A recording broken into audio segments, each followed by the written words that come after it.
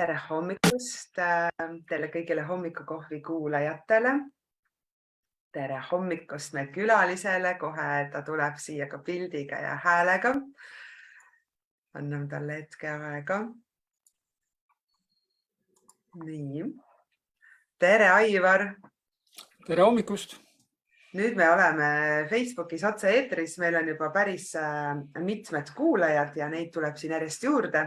Mina tervitan teid kõiki sellel soojal oktoobrikuu hommikul ja ma olen ise hästi põnevil, natuke närvis ka meie külalise pärast täna, sest et see, mida sa, Aivar, oled teinud, hoian siin käes, siin järjelide vahel, võtan selle ära, sellist raamatut, mis on minu arvates täiesti imeline raamat, kõva kaantega, hästi ilus, selline suursugune. Ja ennem kui ma lasen sul üldse ennast tutvustada, midagi öelda, et mis tunne on paari lausega ainult öelda, et kõik oma elu niimoodi kaante vahele panna.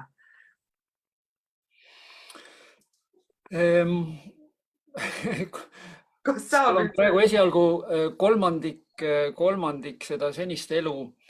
Et hea tunne on, teraapiline tunne. Ma poleks elu sees uskunud, et kirjutamine võib olla nii hea teraapia. Seda on hea kuulda. Mina olen kuulnud ja, et igas inimeses on raamat ja tegelikult see on väga hea seda kirjutada. Just ja nüüd saimegi vastuse teraapilises mõttes. Et me jõuame sellest kõigest veel rääkida, aga esimene asi nüüd, meil on ju hommikukohveike Kaiga. Täna on ainult Kaiga ja kas meil üldse on kohvi? Kas sina jood kohvi ja kuidas siis, kui sa jood? Ma seni viimase kohvi jõin kuskil 27 aastat tagasi. Et ma olen rohkem selline teejooja. Mul on täna hommikul Jaapani tee, kukicha. Ja ma olen selline rohelise tee sõber ja taimeteesid joon ka. No näed, täna siis on meil hommikutee Kai ja Aivariga, nii et minul on siin ka tass rohelist teed, et ei joo ma väga palju seda kohvi üldse. Aga nüüd kõigile, kes meid on kuulama tulnud, tere hommikust teile ja kes meid ka järgi kuulavad, tere hommikust päevast õhtust, mis iganes ajal te kuulate ja ikka võta see, kas sa oled siis telefonis või arvutis, meie vestlus siin all on see jaga nupp, share on ta siis siin inglise keeles, kellel mis keeles Facebook on ja jaga meie vestlust ka oma seinale, et võib-olla sinu Facebooki sõbrad ka tahaksid sellest lähemalt kuulda. Ja saime nüüd teada siis, et täna on meil hommikutee kõrval see vestlus. Aga Aivar, tutvusta ennast, et kes meil siia on kuulama tulnud, võib-olla üldse esimest korda kuulevad, kes sa oled ja vaatad, nüüd sa oled raamatu välja andnud, et mis tegelane sa selline oled, et sa üldse raamatu kirjutad ja siia meiega vestlema tuled. Tutvusta ennast natukene. No ma vist pean siis alustama sellest, et ma ei arva, et ma nii tähtis persoon olen, et minust peaks raamatu kirjutama. Aga see raamatu kirjutamine oli minu lapsepõlve unistus ja see oli põhjus, miks ma üldse siis ühel hetkel selle pakkumise vastu võtsin. Tuli meelde lapsepõlve unistus, aga ma olen selline kirju minevikuga tegelane, et ma olen igasuguseid asju oma elus teinud.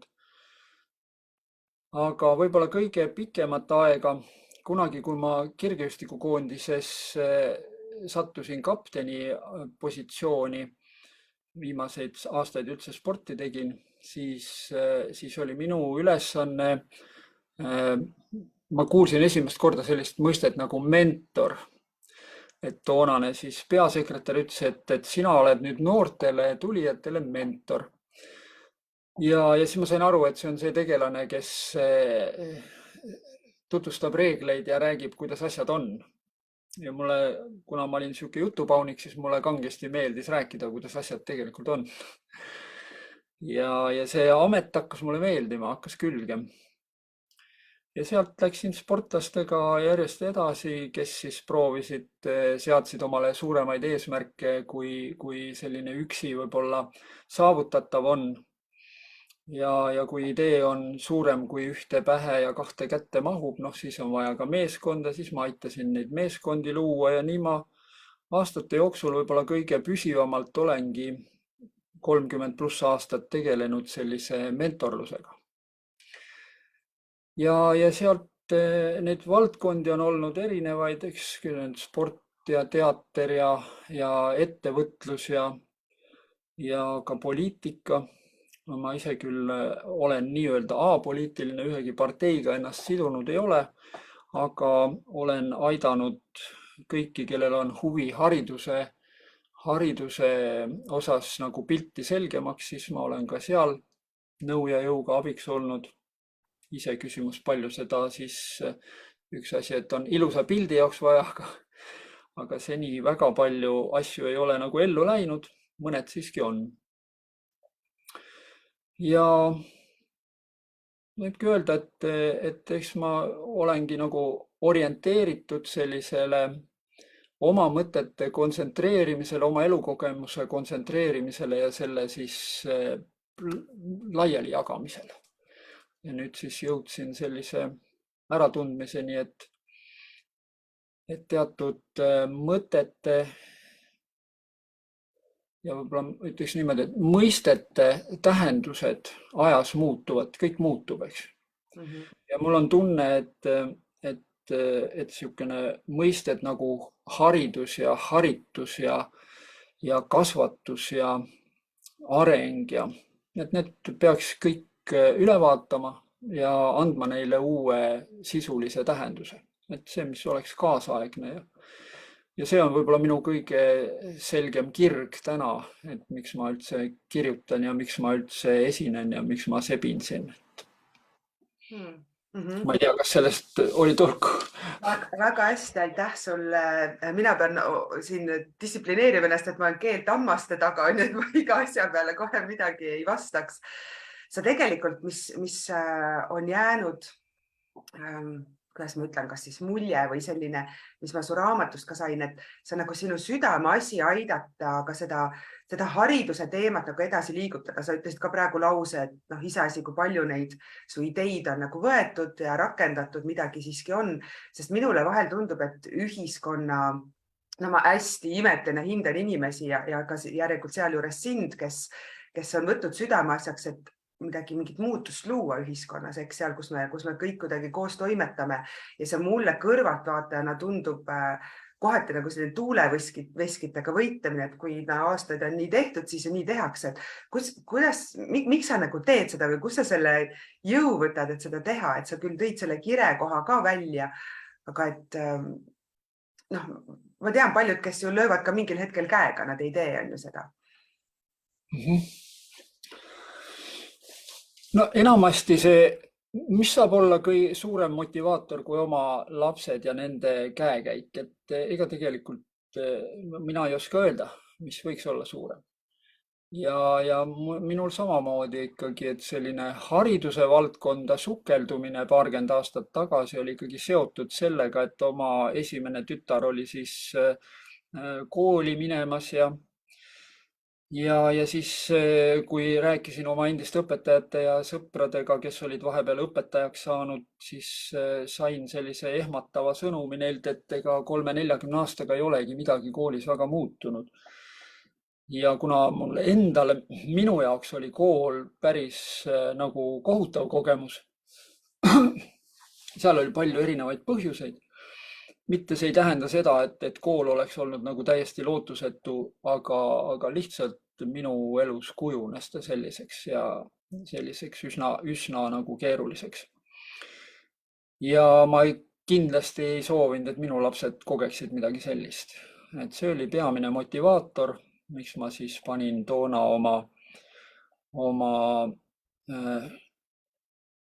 hõlmad vöö vahele koolitusfirmast Vain ja partnerid ja otsustasin siis asuda kooli rajama. Ja ma usun, et see motivaator aja jooksul muutub inimestel. Et ma mäletan seda, kuidas mul, ma uskusin, et mul on geniaalsed ideed ja olin väga solvunud ja võtsin isiklikult, kui siis ikkagi kohe ei haaratud nendest ideedest kinni. Ja elu andis piisavalt piisavalt aega, et ennast need teravad nurgad nagu maha lihvida ja saada aru, et seal ei ole nagu midagi isiklikku ja seal võib tekkida isiklik, kui sa väga jõuliselt surud oma ideesid, siis võib küll tulla. Ja kui ma siis suutsin pisut eralduda nendest oma ideedest ja mõtetest ja hakata teisi inimesi kuulama, siis nagu tekkis selline ühisosa ka ja vot seda ühisosas juba oli võimalik rakendusi leida ja täna ma nagu tunnengi, et see paarkümmend aastat on olnud selline eeltöö. Haridus on väga pika vinnaga protsess. Et seal on ikkagi üks inimpõlv on selline, kus üldse mingisugused muutused, sisulised muutused nagu rakendusse saavad ja kui nad on elujõulised, siis nad jäävad püsima ja arenevad sealt edasi. Ja no nüüd on see kolmandik või 2/3 sellest inimpõlvest on praegu siis selle paarikümne aastaga läinud ja ma ütleks, et mina saan olla, mind motiveerib see, mida ma näen toimumas. Ja seda enam, et nagu pilt ja arusaamine on läinud järjest suuremaks, et see kõigepealt ongi selline pisikene oma maailm ja teed seal ja siis arvad, et kõik on endal nagu õigesti ja siis lähed surud seda teistele ja siis saad aru, et teistega suhtlemiseks on vaja teistsuguseid aluseid. Et sealtkaudu siis tekib see ühisosa, siis sealt ühisosast hakatakse välja sõeluma toimivaid asju ja hakkab selline sisuline praktika ja siis tulevad sellised suuremad kriisid endal ja ühiskonnal ja nendes kriisides on tegelikult kõige soodsam muutuste tegemise aeg. Ja vot sinnamaani, kuni kriisi ei oska nagu tänuväärsena näha, on ka väga raske ennast kogu aeg motiveerituna hoida. Täna olen ma nende kriiside sees üsna rahulik ja pisut isegi õnnelik, sest ma tean, et see on see aeg, kus nüüd muutused tegelikult teoks saab teha. Väga huvitav kuulda, sest minu arvates on kriis ju selline, et inimesed tahavad iga hinna eest vältides, nad ei astu neid samme, pigem see toimib vana kui mingi uus, me ei tea, mis kõik sealt võib saada, et sellest kriisist kindlasti räägime kohe edasi, aga ennem veel nüüd on meil kuulajaid veel rohkem juurde tulnud ja meil on tegelikult teile kõigile kingitus, kes te olete siin meid täna kuulamas ja muidugi ka nendele, kes siin otse on kuulamas. Aivar on välja pannud ühe oma raamatu. Vaatame, kui me saame palju vastuseid, siis võib-olla loosime ka 2 raamatut, aga ma näitan siia veel kord seda raamatut ja tegelikult miks seda võiks tahta, sellest me täna ka jõuame rääkida, aga meil on selleks üks küsimus. Lasen ka Aivaril selle küsimuse küsida ja siis ootan vastuseid teil siiasamas, kus me Facebookis laivis oleme, et kirjuta siia alla siia oma vastus ja pärast me koos loosime siin lõpus kuskil võib-olla 40 minuti pärast umbes. Mis me küsime siis, Aivar? Küsime näiteks seda, et kas puberteet ehk murdeiga päästab maailma. Ja kui vastus on jah, siis miks ja kui vastus on ei, siis miks? Miks mitte?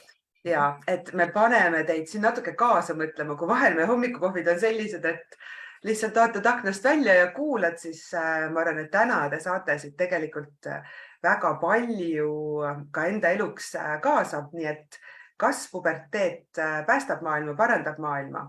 Kui jah, siis miks ja kui ei, siis ka miks siis mitte. Et mõtleme ka natuke kaasa ja meil oleks hästi hea meel neid vastuseid siin näha ja siis keegi saab endale selle raamatu. Me olen nii ammu kingitusi jaganud siin pühapäeva hommikukohvis, et minu arvates väga põnev hea võimalus. Aga läheme korra selle kriisi juurde, et mis oli sinu elus selline esimene, võib-olla mis sa tagantjärgi oskad näha, see kriis, mis pani sind kuidagi üldse maailmale või asjadele teisiti vaatama, et sa näed, et ahaa, kõik ei olegi nii, nagu mida ema-isa ütlevad, ühiskond ütleb, et sa näed, et aga midagi on seal veel teistsugust, midagi on veel enamat. Neid on olnud hästi palju, ausalt öeldes. ühe elu kohta päris palju, et aeg-ajalt, kui ma nüüd siin oma päevikuid lappan ja valmistun praegu seda teise raamatu kirjutamiseks, siis juba nende esimese raamatu kirjutamise päevaraamatuid lapates ma sain aru, et ma nagu elasingi ühes permanentses kriisis. Et kuidagi noh, kui nüüd mõelda korraks tagasi sellise lapsepõlve konteksti, siis seal oli kindlasti kõige jõulisem kriis oli ema ja isa lahutus, kui ma olin 10-aastane. Ja see arusaamine sellest, et ma ei saa oma vanemate peale loota, et see oli nagu selline 10-aastasele lapsele selline ikka päris tõsine šokk, sest ma mäletan, kuidas mu käest küsiti, et kas ma soovin elada, mina ja õde, siis väikse aasta noorem õde, et soovime elada edasi emaga või isaga. Ja ma mäletan, et see küsimus tundus mulle täiesti absurdne. Sest ma ütlesin siis seal toona, et see küsija oli ema, aga seal olid siis inimesed ümber ja ma ütlesin, et aga te ei pea ju üldse lahutama, et lõpetage üksteisele valetamine ja petmine ära ja kõik saab korda. Ja ema ütles mulle selle peale, et Aivar, et sa oled laps, sa ei tea, mis elu on. Ja vot see kriis oli, kui ma nüüd tagasi vaadates olen analüüsinud, siis ma arvan, et see oli üks hirmsamaid asju, mida mu lapsepõlves üldse juhtus, ehk siis selline arusaamine, et mu vanemad, et ma näen läbi oma vanemaid ja nad ei ole võimelised seda aktsepteerima või aru saama sellest, et nad on kinni milleski, millest mina näen läbi, aga nemad ei suuda sealt välja tulla. See tähendab, et ma ei saa nagu nende peale loota, et see lootuse kaotamine oli hästi siukene ränk kriis. Ja loomulikult nüüd see ongi küsimus, eks ju, et millises eas, millist vastutust inimese õlgadele saab panna, siis noh, selline vastutuse panemine lapse õlgadele sellises vanuses on kindlasti nagu üle võlli. Et see on nüüd, see on aus vastus küsimusele esimene kriis, mida ma selliselt nagu väga selgelt teadvustasin kriisina, jah. Päris huvitav kuulata, et sa niimoodi 10-aastaselt oskasid emale vastata või et sa mäletad seda kõike. Kas see oli ka see koht, kus näiteks oli sul sinnamaani, mõtlesid, et noh, ema, isa ju teavad kõike, nemad teavad, kuidas asjad käivad ja siis sul see lagunes nagu see koht ära? Just see oli usalduse küsimus, jah. Et ma nägin, et nad on võimelised üksteisele vaimselt haiget tegema ja tahtelised, eks ju, haiget tegema.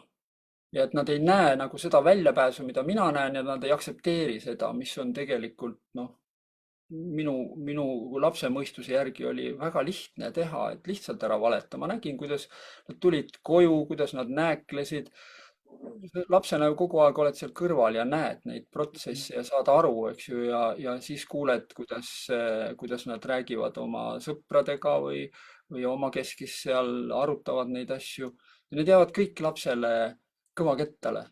Ja kui me lapsevanemana täna, eks ju, miks ma seda räägin, ongi see, et ma usun, et seal eetris on meil päris palju lapsevanemaid.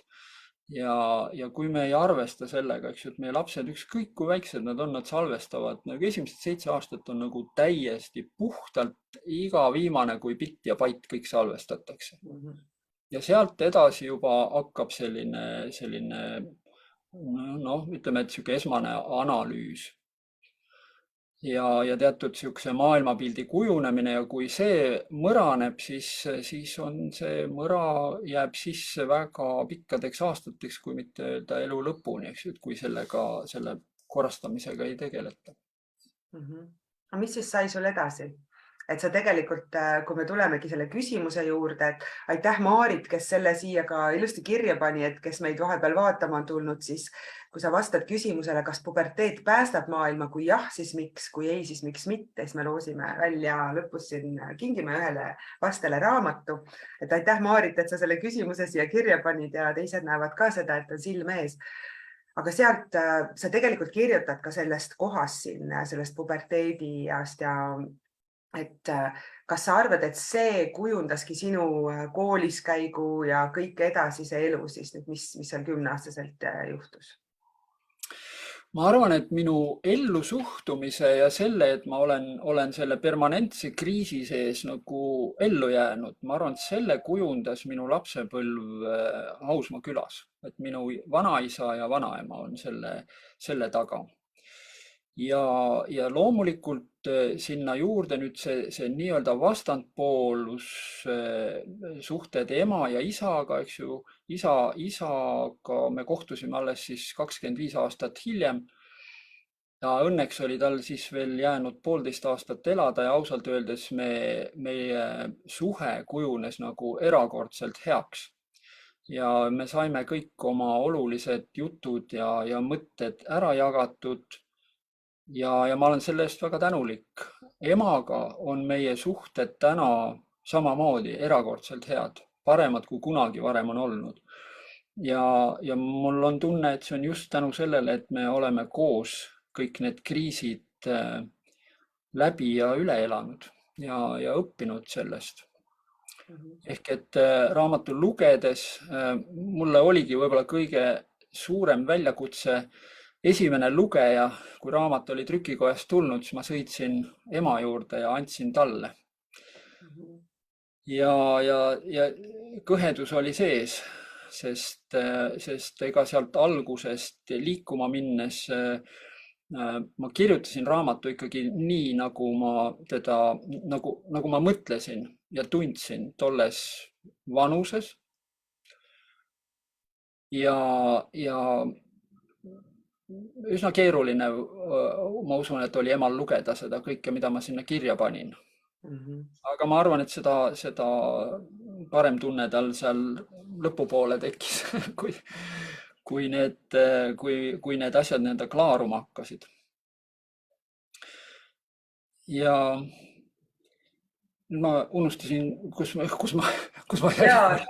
Et sa rääkisidki sellest, kuidas sa siis kirja panid.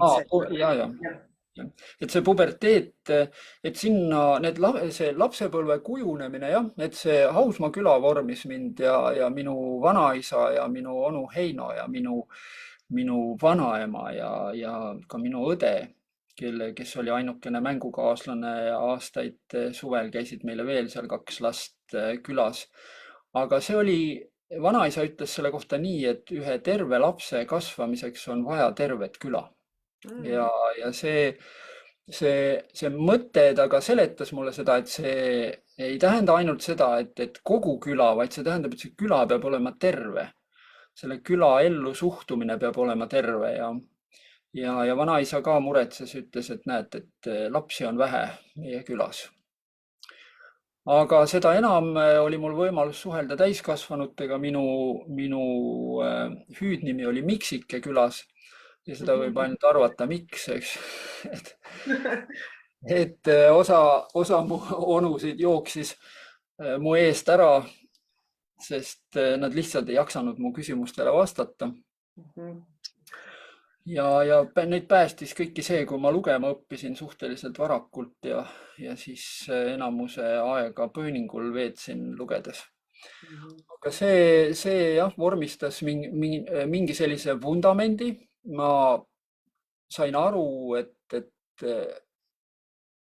raamatud ei vaidle ja ei sunni ja ei survesta. Ma võisin need avada ja sulgeda siis, kui ma tahtsin. Ja lugeda neid raamatuid, mis mulle meeldis. Ja need, mis mulle meeldisid, neid ma lugesin kohe palju. Ja siuke palju kurdi. Ja võib-olla üks siuke huvitav fakt on, et üks esimesi raamatuid, mida ma lugesin, oli Bulgakovi Meister ja Margarita. Ja kuna mu üks mu onudest luges seda ja siis ma vaatasin, et ta isegi kempsu minnes ei pannud seda käest ära ja siis mul hakkas väga huvitav, mis see siis on. Ta ütles mulle, et ei, et poiss, see on sulle liiga vara, ma polnud veel kooliski. Aga siis ma sain selle raamatu kätte ja loomulikult ma lugesin Kass Beemoti ja Korovjovi seiklusi ja kõike sellist. Jeesua osi ma lugesin üldse esimest korda 14-aastaselt ja siis ma sain aru, millest see raamat tegelikult räägib. Aga nii ma lugesin ka enne kooli läbi Balzaci kõik need kogutud teosed, mis kaunis karmiinpunases värvis välja olid antud aga samamoodi võtsin sealt ka Rastignac'i ja Vautrin'i ja sellised tegelased ja ajasin näpuga rida, otsisin, lugesin nende seiklusi. Mis ei huvitanud, seda ma ei lugenud. Ja sellest võib-olla on ka kujunenud mingisugune nagu õppekavalaadne asi, et ma ei ole päevagi õppinud üheski ülikoolis. Ma olen küll, huvitav on see, et ma olen küll nii Tallinna kui Tartu ülikoolis käinud loenguid lugemas. Aga jah, ma pole ise leidnud seda kooli, kuhu siis minna, sest enamasti neid õppejõud, kes mind on huvitanud, et ükski ülikool ei ole neid nagu terviklikult sidunud ja siis ma valisingi samamoodi teha selle raamatu lahti sealt, kus mulle huvitav oli, ehk ma tegin ennast tuttavaks nende õpetajatega ja lõin nendega isiklikud suhted, millest siis on tänaseks arenenud välja sõbrasuhted. Paljud neist inimestest on tänaseks manalateed läinud. Aga ma ei kujuta ette jah, et ma oleksin kuidagi muul moel saanud nende käest sellist tuge oma õppimise protsessis, nagu ma sain seda läbi sellise poolenisti õpilase, poolenisti sõbrasuhte. Et see lapsepõlv on ikkagi jah, otseselt kujundanud. Nüüd see kriisidest läbi tulemine. Jah, ma ikkagi olen mõelnud jah seda, et kui ma toona nagu suutsin selle vanemate, ütleme, teine selline tõsisem kriis, kui nüüd minna siis nagu sammhaaval edasi, oli siis 14, kui ma otsustasin kodust ära minna. Ja see oli nüüd juba selline, kus mul siis ikkagi tuligi see päris elu voolas uksest ja aknast sisse. Ja kus ma pidin hakkamagi ise otsuseid tegema ja kuna ma selle ukse selja taga kinni panin, siis ega mul väga palju valikuid ei olnud. Ehk siis see oli selline, ütleme, et elu jooksis nagu sunniviisiliselt otseselt enda valikul, aga sunniviisiliselt käima. Ja sealt on neid kriise tulnud, suuremaid kriise on niisugune tosina jagu olnud elus, et nad on kõik siis toonud sellise kannapöörde. Et ma küll, ütleme, et üks esimene siis kriis, siis vanemate lahutus, et see tõi tõenäoliselt siis kannapöörde minu suhtumises vanemasse põlvkonda üldse. Aga edasi olid need juba sellised nii-öelda füüsilise materialistliku maailma pöörded ja sealt olengi ikkagi niisugune 180 kraadi pöördet teinud alates sellest kodust ära minemisest ja siis juba järgnevatest valikutest, millest üks ports jääb ka siis selle raamatu kaante vahele. Ma arvan küll, hästi huvitav on siit kuulata ja me kindlasti ei hakka seda raamatut siin kõike ümber on ju rääkima, pigem tahaksime teisi küsimusi nüüd siia vahele küsida, et tuletan veel meelde, et meil on siin veel nüüd vaatajaid juurde tulnud, nii tore, aitäh teile, et olete meid siin kuulamas, vaatamas. Teil on kõigil võimalik ühel teist, siis tähendab, on võimalik saada kingituseks see raamat siin kuskil poole tunni pärast umbes ja kui sa vastad küsimusele, kas puberteed päästab maailma, kui jah, siis miks, kui ei, siis miks mitte ja pärast me loosime. Aga ma kuulen nüüd sind, Aivar, ja sa jõudsid sinna, kui sa läksid kodust ära ja see päris elu lõi nagu vastu nägu, et sa näed, ahaa, nii nüüd on see elu siin, ise peab hakkama saama. Kas sa mingil hetkel siis said aru enda emast-isast rohkem, et miks nad selle otsuse ikkagi tegid? Et jõudsid sa sinna juba kuidagi puberteedieas, et neid rohkem mõista või absoluutselt mitte veel? Võib-olla alles siis, kui ise said lapsevanemaks? Ja. Ei, sinna läks ikka mitukümmend aastat. Et see selline arusaamine ikkagi eeldab pildi avaramaks muutumist ja üldse arusaamist sellest, et miks heade inimestega halvad asjad juhtuvad ja miks elu üldse on selline, nagu ta on. Niikaua, kuni me ikkagi elame sellises oma mullis, noh, seal võib teha mida vaid, eks ju. Ja kujutada ette mida vaid, et mis seal väljaspool on. Ja kunagi, kui ma veel siis juhtide koolitamisega aktiivselt tegelesin Vaine partnerites, õigemini siis alustasin seal sellega sisuliselt, tegelen sellega tänase päevani, siis, siis mingil hetkel ma sain aru, et päris suur hulk juhte käisid küll minu ja Peebu kolleegide koolitustel ja siis, kui me seal teinekord 3-päevase, 4-päevase koolituse lõpus uurisime, et noh, et kuidas siis oli, siis üks trafaretsemaid vastuseid oli, et sain kinnitust.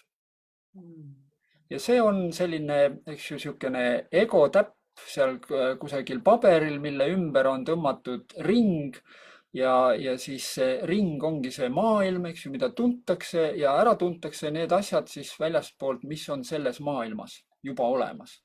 Ehk siis saadakse kinnitust, et ja need asjad on nagu õiged, aga enamasti siis see ülejäänu kukub lihtsalt küljest ära, jääb sinna kuskile selle piiri taha, sest noh, käisin oma nende klientide kontorites, nad näitasid uhkusega seda mapirida kõik, mis nad olid koolitustel käinud ja kui ma siis uurisin, aga et miks sa ei rakenda nagu midagi, siis öeldi, et no enamasti, et vaata, noh, meil on siin meie äri on nagu teiste äristest natukene nagu erinev.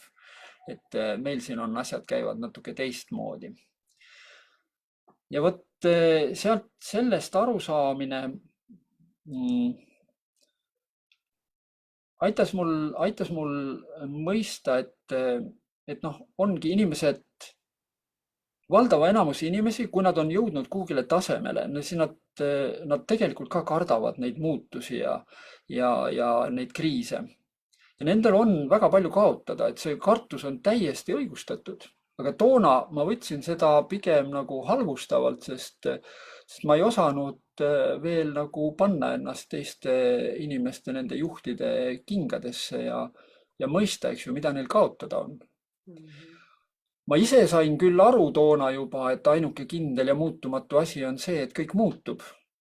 Ehk siis küsimus ongi selles, et kas sa oled piisavalt haritud, et selle pidevalt muutuva eluga hakkama saada.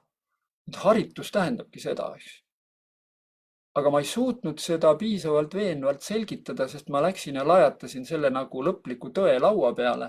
Ja siis suur hulk inimesi, kes kuulasid, nagu tajusid, et okei, seal on nagu tõetera sees, aga see, kuidas ma selle laua peale panin, ilmselgelt tekitas selle Newtoni 3. seaduse ehk et igale jõule on vastujõud, sama suur vastasmärgiline. Ja nii siis läkski selliseks surumiseks. Nii et niisugune tõekuulutaja amet tuli ikka pikalt aastaid, pikki aastaid läbi käia. Et üldse hakata aru saama, miks teised inimesed tegelikult teevad neid otsuseid nii, nagu nad teevad ja aktsepteerida seda. Et ma julgen ikkagi öelda, et ma olen täna 61 ja ma pakun, et kuskil, ma olin 55, kui ma sain aru, kui ma õppisin eristama antipaatia ja sümpaatia kui äärmused. Sest enamasti, noh, antipaatia, seda äärmuseks nimetada on lihtne, eks ju. Need on inimesed, kes mulle ei meeldi, midagi on ja asjad, eks. Aga sümpaatia tundub, et see on väga tore asi, eks ju. Sümpaatsed inimesed on ju väga toredad inimesed. Aga tegelikult see arusaamine, mis mulle tekkis, oli selline, et need on ikkagi 2 äärmust, need on jõe 2 kallast. Ja kui nüüd ennast siia nendest 2 lahti võtta ja tulla siia keskele, siis siin keskel on nüüd võimalus valida. Aktiivne inimene valib siin keskel empaatia. sest see on seal keskel olemas, selleks on vaja lihtsalt tõusta natukene sinna ülespoole ja vaimsesse konteksti minna. Ja siis tekib võime teistest inimestest aru saama hakata, aga selle eeldus on, et sa tuled sealt antipaatia ja sümpaatia, lased mõlemad lahti, sest ka sümpaatia, kui me mõtleme, eks ju, armumine on niisugune hea näide, eks ju, ääretult sümpaatne inimene ja lihtsalt ühel hetkel oledki pime. Sa ei näe enam ühtegi, eks ju, negatiivset asja, aga igas heas on halba ja igas halvas on head. Ja vot see arusaamine jõudis minuni alles kuskil 55. Aga nüüd, et selle muuseas, kui lahti lasta antipaatia ja sümpaatia ja tulla sinna keskele, siis tegelikult, kui inimene on apaatne, siis kui ta ei ole aktiivne, siis ta kukub siin apaatiasse, eks ju. Mitte ei tõuse empaatiasse, vaid kukub apaatiasse. Ja siis tegelikult tekib üks omalaadne sihuke kokku kirjutatud ükskõiksus, eks ju. Ja nüüd, kui see tõusta sinna üles, eks ju, sinna empaatiasse minna, siis seal on tegelikult ühel hetkel see, mida ma siis otsustasin oma raamatu pealkirjaks panna, ehk see kõiksusega üks olemine. Üks kõiksus. Väga huvitav on kuulata sind tegelikult rääkimas sellest, et inimesed hakkavad ütlema, see kinnitas mu teadmisi, et ma hästi palju puutun sellega kokku ja ma tean, et ma olen ise seda hästi palju teinud. Sest inimesed mõtlevad, mis mul on siit uut õppida. Tegelikult see on see lause, mida sinu kohta on ju ka öeldud, mida sa ise tegelikult oled enda kohta öelnud, et sa oled igavene õpilane. Et nii kui inimene tegelikult võtab ennast õpilase staatusest ära, ma tean kõike, siis me ei saa ju midagi uut teada enam saada. Aga mulle hästi meeldib, kuidas sa selgitasid, et me näemegi ainult selle enda ringi või kasutatakse ka sõna kast palju, on ju, et selle raames näeme ainult seda, mida me siis nagu uut saame justkui teada. Ja mina palju kasutan seda, et nii kui ma ütlen, ma tean, siis ma panen justkui ennast lukku, ma ei ole enam avatud, aga kui ma näiteks praegu sind kuulan, ma võin ka öelda, et ma tean neid asju, mis sa räägid, osasi neist, aga ma otsustan, et ma kuulan näiteks esimest korda ja siis ma saan kuulata sealt vahelt veel midagi, mida ma võib-olla varem ei teadnud saada olla avatud, eks. Et minu arust on see hästi huvitav. Vaata, kuhu nüüd viis see küsimus, kui küsisin, et kas sa oma emast isast lõpuks hakkasid aru saama. Ja tegelikult see on nii oluline, et kui te meid kuulate ja mõtlete praegu, et mis asja siin praegu jutt oli, võta pärast see koht tagasi. Mina igal juhul otsin selle koha siit pärast uuesti üles ja minu arust oli see väga oluline, mis sa praegu meile jagasid. Aga üks imelik asi. Sa ei ole ülikoolis käinud, sa ütlesid? Ei ole, jah. Sul ei ole ei bakalaureusekraadi, magistrikraadi, doktorikraadi? Ei.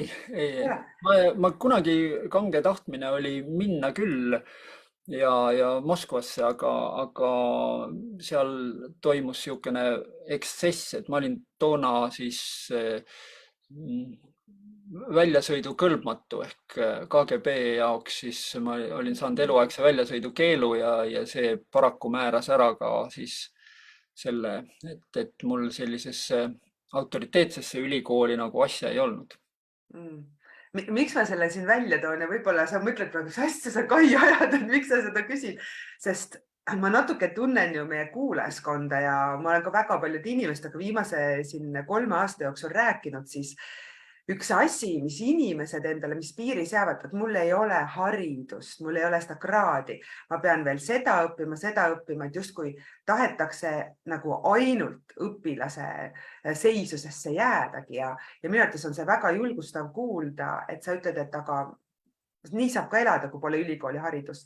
Ja ma ei taha nüüd siinkohal propageerida, et ärge minge ülikooli, jumala eest, et kui seal on see asi, mida inimene tahab õppida, siis seda tuleb ju teha ja ta astub selle sammu. Aga kuidas sina oled neid inimesi julgustanud või mis sa ütleks neile või kus sa iseendas, võtame teilt sinu koha pealt, kus sina iseendas selle koha leidsid, et issand, näe, temal seal on mingi bakalaureuse-kraad, ta juba teeb doktorit ja kes mina nüüd olen, et mina tulen siin ja olen mentor, eks, et kus sina selle koha endas leidsid, võib-olla on see sõna julgus seal taga, et sa ikkagi said neid asju ju teha, kuigi ühiskonna silmis, näe, sul ei ole seda kraadigi, mis mõttes sa asutasid mingi kooli, aga kes sa siuke üldse oled, on ju?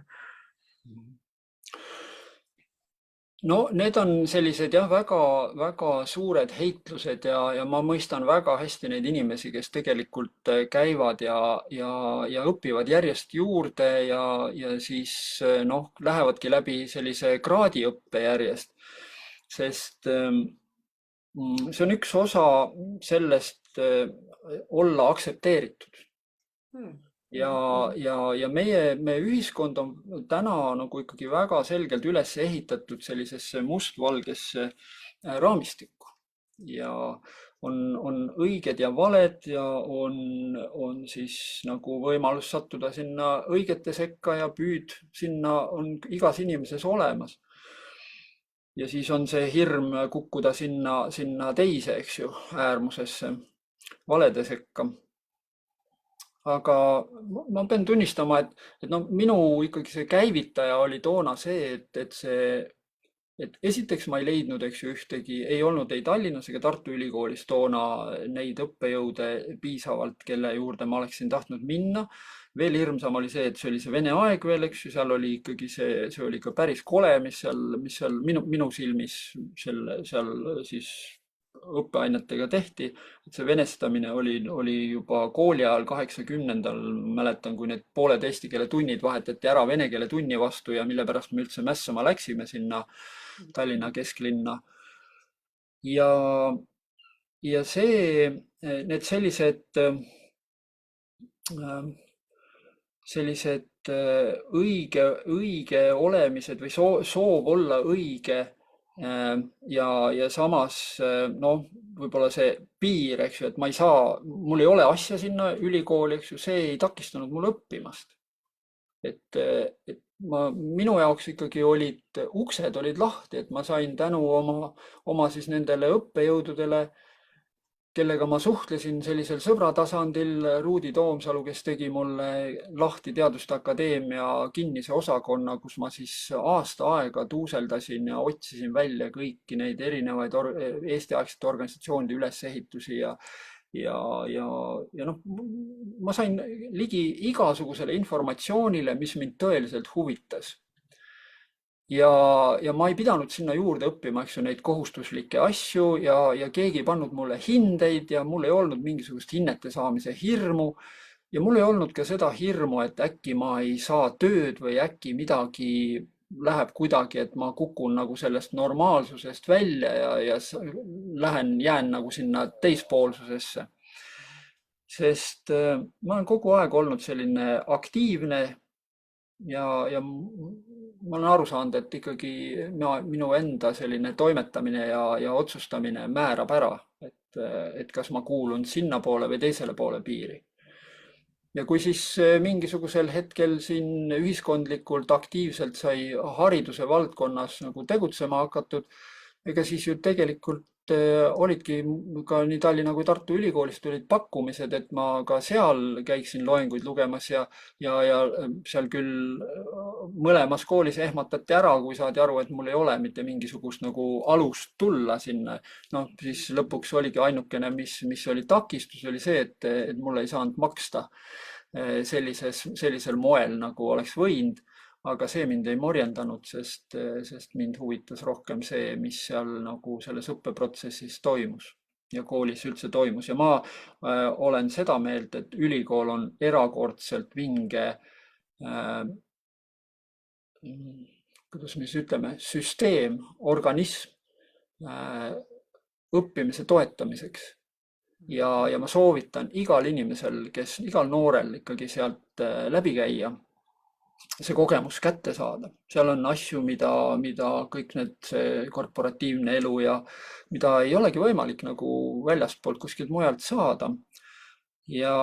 Aga samas ikkagi, noh, kui täna ma vaatan neid ülikoole, siis noh, nad on täna ikkagi valdav enamus inimesi, seal on administreerijad ja kuidagi on läinud juba niimoodi, et see administreerijad ütlevad siis ainealaselt, mida siis peaksid õppejõud tegema ja kuidagi on nagu see kõik läinud selliseks kummaliseks, aga see kriis on ka jälle väga hea märk, mis ütleb, et varsti on muutus. Kaua siit sel moel edasi minna ei saa, et ikkagi tuleb aru saada, et õppejõud loob kooli ja ülikooli loob ülikooli õppejõud, mitte administraator. Aitäh sulle selle vastuse eest, hästi huvitav kuulata, juba tuleb see väga mõnusaid vastuseid meile küsimusele, üldse inimesed avaldavad arvamust, et midagi, mis sa ütled, et nad näevad nüüd hoopis teise vaatenurga alt seda. millest me räägime ja ma tuletan vahepeal meelde, kes veel ei tea, siis me kingime ära ühe raamatu ja kui sa vastad küsimusele, kas puberteet päästab maailma ja kas küsimusele, kui sa vastad jah, siis miks ja kui ei, siis miks mitte. Me tuleme tegelikult selle juurde nüüd, miks me seda küsisime üldse. Ma võtan su raamatu siin lõpust lahti, kui mina hakkasin selle lugema, ma niimoodi sirvisin natukene, siis ma vaatan järsku, et mis asi, mingi diss on siin, nii, siis ma vaatasin, teadliku inimese seletav sõnaraamat tähendab see diss, siis ma kohe vaatasin, mis sõnu sa siin oled siis seletanud ja ma kirjutasin sulle ühte Facebooki su postituse alla ka, et ma 2 asja siit kirjutasin üles.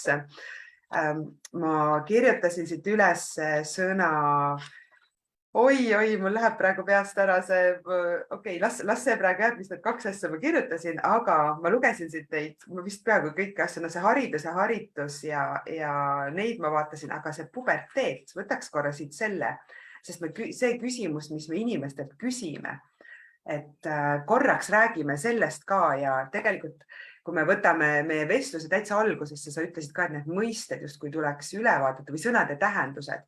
Ja mina olen ka hästi seda meelt, et kui mina hakkasin rääkima inimestele eesmärkidest, siis väga paljud mind ei mõistnud ja vastandusid ja siis ma sain teada, et nad arvavad, et see eesmärk tähendab hoopis midagi muud, mis mina arvan, et see tähendab.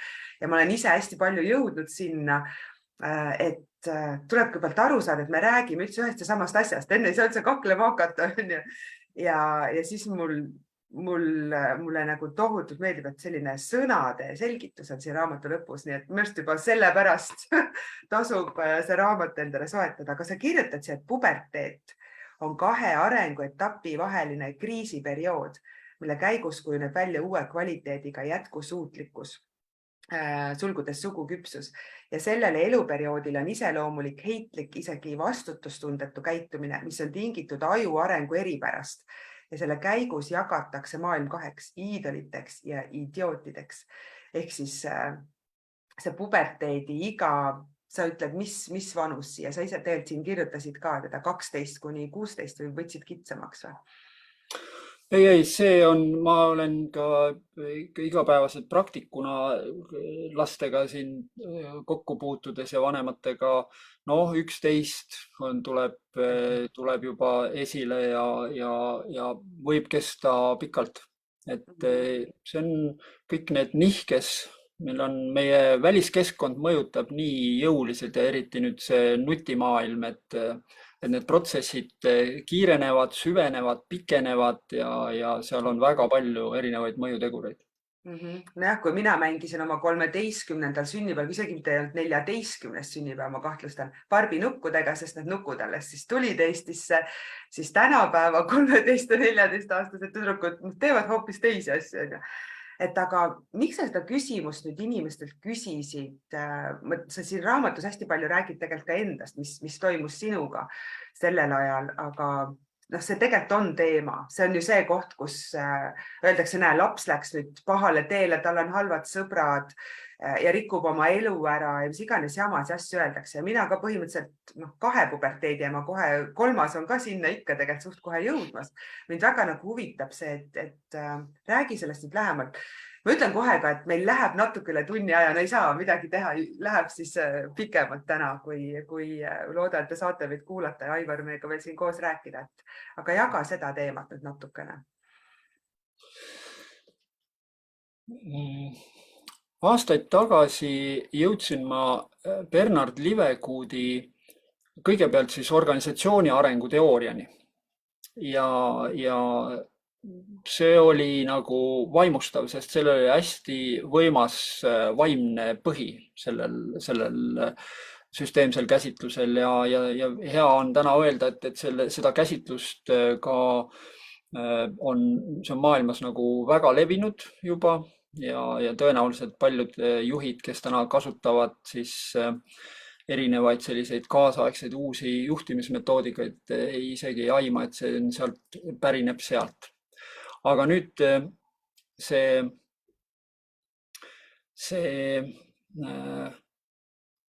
puberteet on kriis, mis enamasti siis on arenguetapi lõpus või siis, nagu ma ütlesin, arenguetappide vahel, eks. See on Esimesed 7 eluaastat on siis kuni hambumuseni on selline aeg, kus laps võtab kõik asjad, mis on oma vanematelt ja maailmalt kopeerib üle, eks. Järgmine 7 aastat kuni siis hambumuseni on tema jaoks väga oluline, et see maailmapilt siis oleks nagu eelnevalt siis hea ja ilus ja kõik ta korjaks ülesse ja ta saaks nagu aru ka sellest, et see õiglus on olemas ja siis tuleb see sealt edasi, eks ju, veel 7 aastat, kus siis on see täiskasvanu, füüsiliselt täiskasvamise kriis, eks ju, enam edasi ei kasva. Ja nüüd need on 3 sellist 7-aastast etappi, mida me oleme kõik endale nagu omaks võtnud. Aga Livegood käsitleb edasi neid 7-aastaseid etappe ja kirjeldab seda, kuidas 21 kuni 28 toimub selline plahvatuslik sööst väljapoole, 28 kuni 35 hakkab selline sinilinnu tiivad kärbitakse ära ja unistustest saavad plaanid ja hakatakse seda kodu rajama ja siis sealt edasi tuleb, eks ju, selline enesekindlus 35 kuni 42 ja asjad lähevad paika, piirid on kõik olemas. Ja nüüd, kui me kujutame ette, et täna on Eestis keskmine esmasünnitus toimub kuskil vanuses 28, et see on nagu julgelt ühe arengutsükli edasi nihkunud ja see on ajalooline aspekt, me ei saa sinna mitte midagi parata, see lihtsalt on nii. Ja nüüd see, mida me peame arvestama, on see, et kui nüüd satuvad need kriisid, et see lapse kriis, puberteet ja siis see 40ndate algusesse jõudnud vanema kriis, eks ju, satuvad kokku, siis see on väga plahvatusohtlik kooslus. Ja nüüd on nagu see küsimus, et kas me oleme piisavalt teadlikud vanemana, et ette valmistada seda mõlemal sinna kriisi sisenemist. Ja see oskus kuulata ja oskus ennast kehtestada, oskus oma vajadusi läbi mõtestada, tunnetada ja nendest rääkida. Ja mitte ainult vajadusi, vaid ka siis kõike seda, eks ju, mida sa tegelikult soovid jagada väljapoole. Need on nende asjade kõigi endale teadvustamine ja siis oskus seda siis nii-öelda enesekehtestamise kontekstis välja öelda. Need on nagu sellised elementaarsed asjad, mida on siis vaja eelnevalt lapsevanemana õppida. Ideaalis me peaksime õppima neid kõiki koolis. Ideaalis me peaksime koolis tegelikult omandama suhtlemise ABC ehk siis suhete loomine, hoidmine ja lõpetamine. Ja see võiks päästa minu meelest maailma. Et kui me täna vaatame seda, kui kriis on loomulik osa, eks ju, et kriisi me jõuame igal juhul, aga küsimus on, et kas me jõuame sinna üksteisele rakettidega ja tankidega nagu kohta kätte näidates või me rahulikult suudame istuda laua taga või jalutada metsa all ja arutada asju läbi ja leppida kokku, teha kokkuleppeid, mis peavad. Mitte ei ole lihtsalt selline diplomaatiliselt tore soe jutt, eks. Vaid meil on vaja õppida suhtlema ja vot nüüd mul on tunne, et kui puberteeti nüüd õigesti valmistuda selleks ja saada aru, et täiskasvanu, kes on siis kujunenud juba selliseks ütleme, et nagu seal 35, 42 sinna vahemikud, seal ongi juba niisugune, kõik on nagu paigast, kodu on nagu kindlus, kõik asjad väljaspoolt sisse, midagi eriti tulla ei saa ilma kontrollita, seinad on kõrged, paksud on ju, uksed on tugevad ees on ju. Ja nüüd tuleb see puberteet ja käib see pauk ja see uks lendab eest ära sellepärast, et see pauk tuleb täiesti ootamatult kohast, eks ju, tuleb seest, sealt samast kindlusest. Ja minu väide on, et mida kõrgemaks on need seinad kasvatatud, mida paksemaks on nad tehtud, mida rohkem on peres jäika kehtestamist kasutatud, mitte õpitud kokku leppima, mitte jagama otsustamist ja vastutamist, seda suurema pauguga see uks eest ära lendab.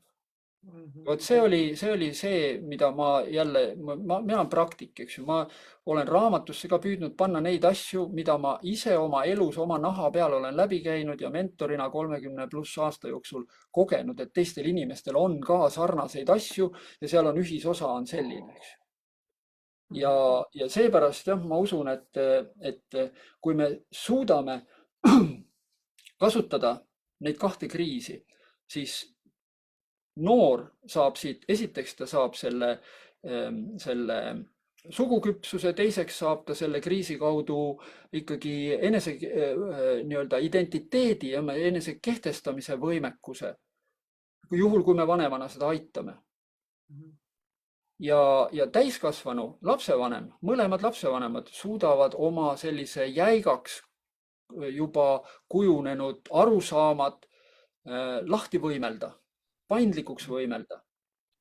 Ja see on see, mis minu uskumust mööda päästab ühiskonna. Sest see jäik õigeks valeks jagamine on täna nagu, me näeme, kuhu see viib, eks ju. See muutub järjest jäigemaks ja propagandamasin töötab niimoodi, et lase aga olla, eks. Ja pole vahet, kelle kuhu poole kätte see propagandamasin satub, on ju. Äärmused on äärmused. Et veel kord, eks ju, rõhutan, et antipaatne on äärmus ja sümpaatne on äärmus, sest see teeb pimedaks. Meil on vaja ennast seada nende kahe vahele siia keskele ja tõusta empaatiasse, et mõista seda teist osapoolt, mõista kõiki osapooli enda ümber. Sest täna prantsuse keeles Jean de La Fontaine on öelnud väga ilusti, see kõlab eesti keeles ka suurepäraselt. On võhikutel otsus ühine, mis neile mõistmata, see kõik on tühine. Ja see tähendab, et just see väljaspool seda piiri, eks ju, see minu piir siin, ma tean, kõik on ju ehitan oma kindluse ülesse ja nüüd käib see plarakas ära ja see uks lendab väljapoole, see teismeline lendab sealt seest välja ja ma olen nagu viimased 20 aastat näinud neid oma sõpru ja teisi lihtsaid lapsevanemad, kes tulevad ja ütlevad, et kuule, aita, nüüd on midagi on täiesti pekkis. Ja ma seletan, et ei ole midagi täiesti pekkis, et see on täiesti loomulik reaktsioon sellele, mis eelnes. Ja nüüd saab kõik asjad korda, kui saab pinged maha võtta, kui saab nagu rahulikult paindlikuks ennast uuesti tagasi. Kõik asjad saavad korda.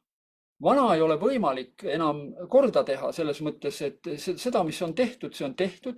Lihtsalt õpitakse andestama, õpitakse kõigepealt mõistma ja siis sealt kaudu õpitakse andestama. Ja see on nii oluline õppetund selles eakohaselt kriisis ja see on meie ühiskond täna tervikuna, mitte ainult Eesti ühiskond, aga terve maailm on ka samamoodi puberteedis. Et ontogenees ja fülogenees ehk inimese üksikisiku ja liigi arengud on identsed, seda uuris juba Karl Ernst von Baer, eks ju, ja paraku me väga vähe teame sellest, eks, ja teadvustame seda rekapitulatsiooniteooriat. Aga meil on vaja vaadata ühiskonda samal moel nagu inimese arengut, see on elav organism.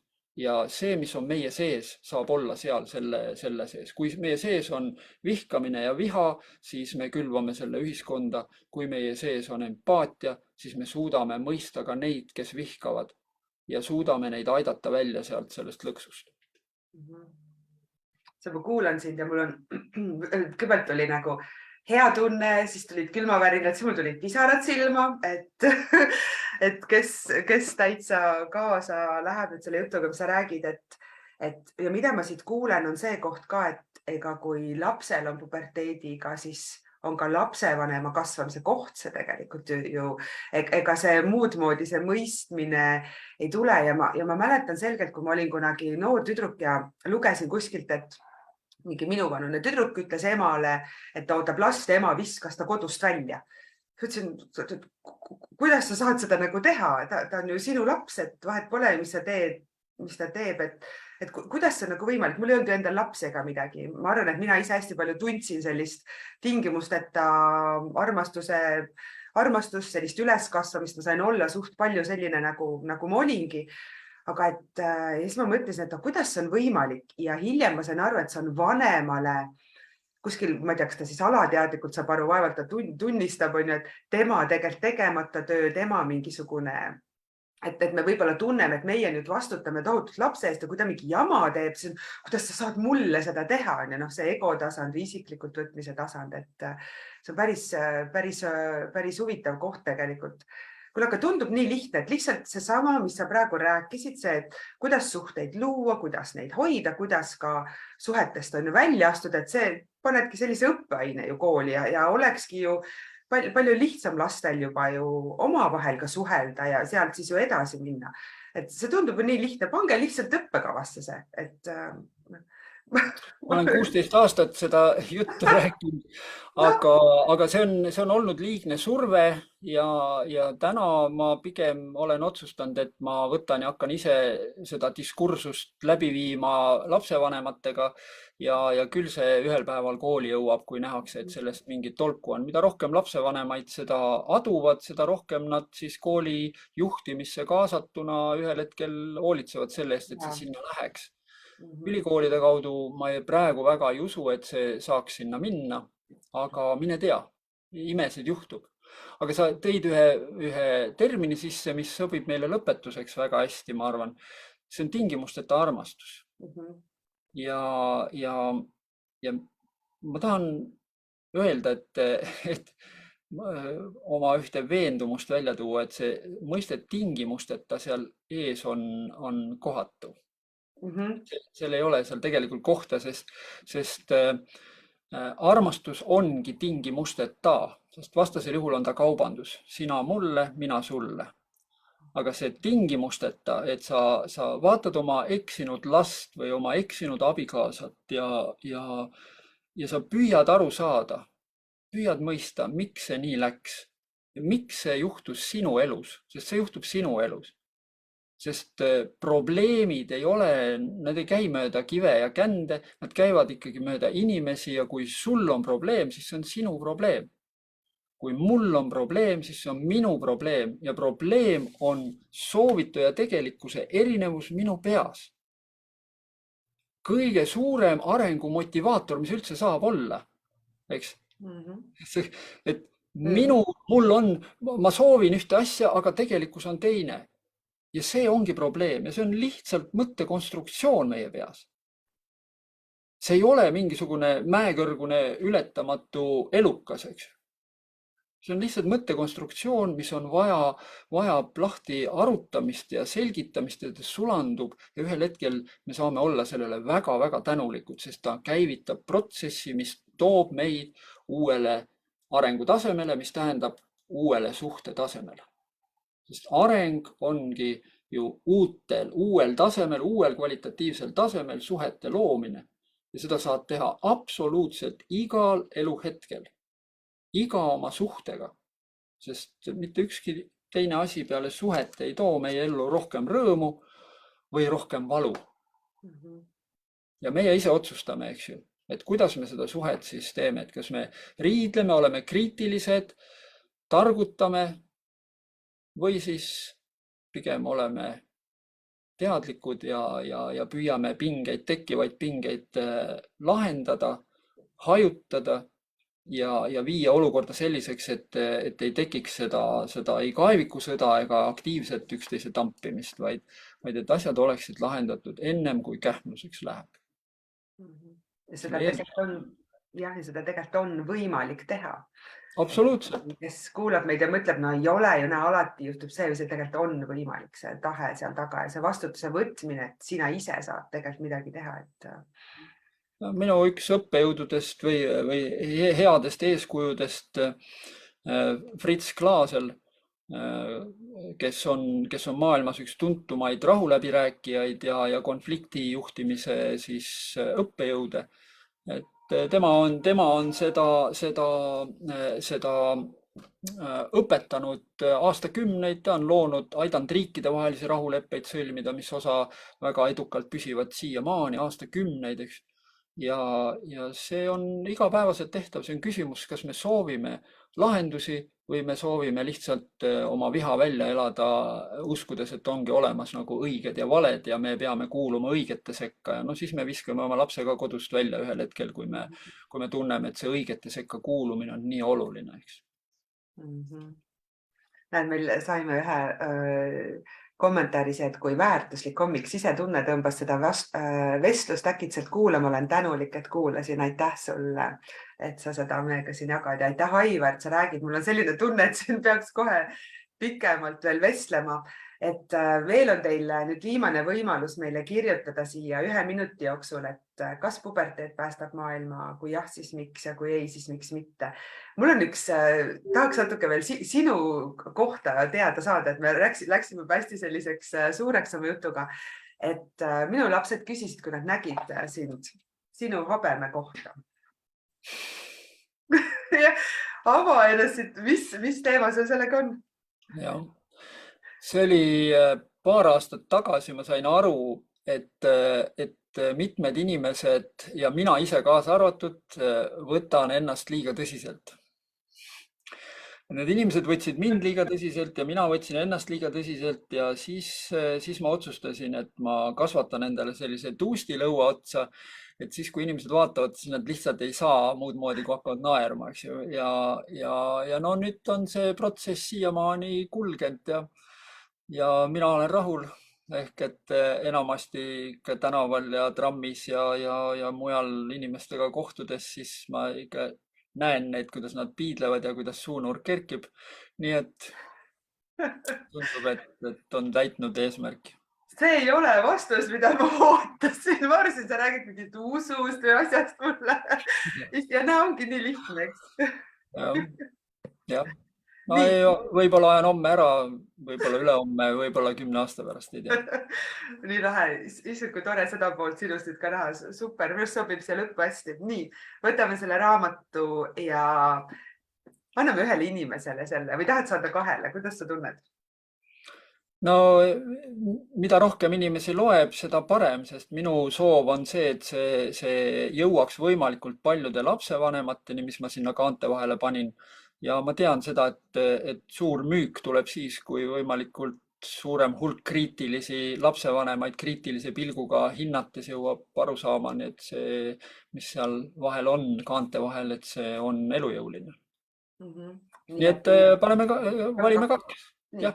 Ma hakkan siis siin scrollima ja vaatan sind ja sina ütle stopp. No stopp ja võta nüüd 2 tükki, kes sealt tulevad üksteise järgi kohe. Ja siin üksteise järgi ongi Maarit Jätsa ja tema järgi on kohe Ülle Vernik. Ma täitsa ka pärast kirjutan need üles, et Maarit Jätsa. Maarit on see, kes ka pani selle küsimuse siia, et inimesed seda näeksid. Kui me muud juttu räägime, aitäh teile ja palju õnne, Ülle ja Maarit. Teie olete siis võitnud selle raamatu. Ma loen nende vastused ka ette. Maarit vastab, et mul on ainult üks mõte peas, mida tänane külaline Aivar oma olemusega kinnitab. Ühest inimesest saab alguse muutus. Teismeline eraldub vanematest, saades kaasa õpitud pagasi, luues oma enda reaalsuse. Teismelise mässumeelsus saab luua muutusi. Uuringud näitavad, et teismelise eas osa ajust ei tööta, siis reaalses elus tähendab see seda, et see teismelise aju saab luua muutust maailmas. Nii, siin on tegelikult veel nii pikalt, aga ma jätan natuke lugemata ja Ülle kirjutab, puberteet päästab maailma, hüüumärk, sest ma ise tunnen, kui kivistunud ja vanas maailmas mina ise vanaemana kinni olen ja puberteet raputab sellest välja. Oi, kuidas trigerdab vahepeal, uued vaatenurgad ja uutmoodi toimimine, huvitav teema ja tänab meid. Aitäh teile, Ülle ja Maarit ja võtame teiega ühendust, et Aivar saab teile saata need raamatud. Ja, kirjutan personaalselt pühendused, aitäh need ja seal tuli veel väga olulisi teemasid tuli sisse, mida me täna pole jõudnud rääkida, aga... Kuule, aga meil on niimoodi, et meil võib veel tulla hommikukohvisse rääkima selles mõttes, et meil on vist üks külaline 2 korda käinud ja miks mitte või sina see järgmine olla, vaatame, mis toob aeg. Aga seda raamatut saab siis, kus kohast nüüd inimesed saavad? Raamatupoodidest, eks? Raamatupoodides on teda veel palju ja kes tahab, lihtsalt saab tellida ka Yes Tribe'i kirjastuse kodulehe pealt. ja kellel on nagu kange himu, võib ju tulla Tulika 19, 4. korrus, lasta kella number 4, Juhtimiskultuuri Instituut või Lastevanemate Liit ja võin ka pühendusega raamatu pihku anda. Mina tulen. Ma väga soovitan nagu tõepoolest, mina siin olen praegu pisar natuke silmas, mul on nii suur tänutunne, et kui ma vestluse alguses täitsa pabistasin, siis nüüd on mul hoopis kõik muutunud, et aitäh sulle, Aivar, ja viimane küsimus siia, mida me küsime kõigilt külalistelt, et too välja üks harjumus, võib ka 2 olla, kui on 2, mida sa igapäevaselt teed, ilma milleta sa oma elu ette ei kujuta. Hingamisharjutused, et mul enamasti hommikul ongi selline tunnikene läheb erinevate harjutuste ja meditatiivsete protsesside peale ja need on need, mis häälestavad minu päeva. Et nüüd on 20 aastat, ma ei kujuta ette, et ma jätaks nad tegemata. Aitäh sulle jagamast. Aitäh, et sa tulid meiega rääkima, et sa võtsid selle aja siin hommikul ja jagasid iseennast, oma mõtteid, ja aitäh kõigile, kes meid kuulas. Soovin teile kõigile ilusat päeva. Nägemiseni.